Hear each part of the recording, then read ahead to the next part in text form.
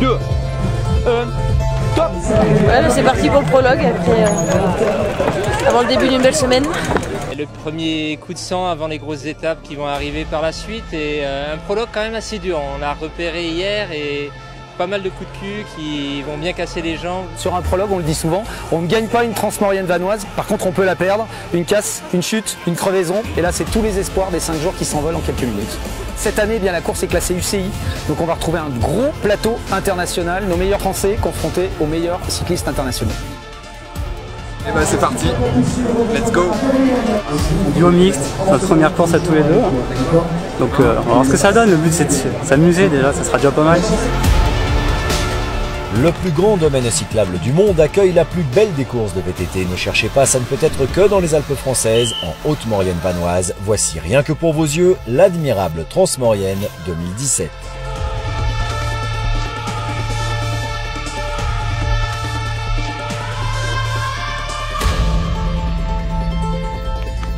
Une 29e édition toujours aussi courue, 5 jours de pure VTT, une course ouverte à tous et toutes, en solo, par équipe, entre amis ou en famille.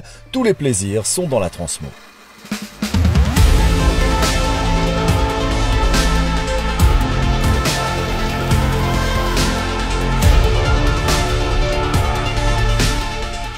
Les parcours ludiques et techniques emmènent les engagés de l'édition 2017 à travers les forts de l'Essayon, le Mont-Cenis, le très télégénique hameau de l'Écho, une pure délectation visuelle au programme.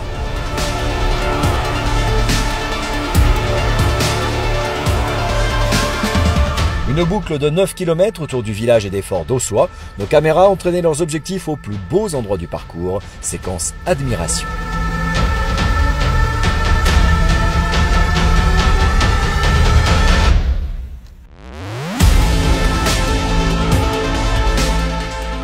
Beaucoup s'engagent sur le parcours des 6000, un dénivelé déjà intéressant à avaler. La crème de la crème est-elle engagée sur le parcours dit du 9000? La course étant estampillée UCI, l'Union cycliste internationale, nombre de talentueux pilotes venus parfois de loin vont se battre durement pour avoir la fierté d'être présents sur les podiums.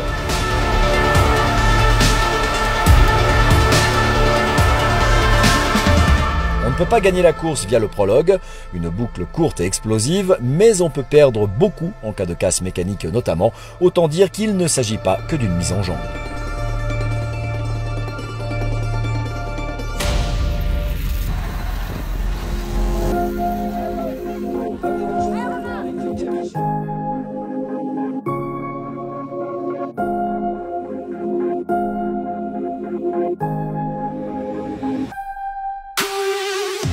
À ce petit jeu, Joseph de Porter fait la différence sur le 9000. Chez les filles, Margot Moschetti s'impose presque facilement.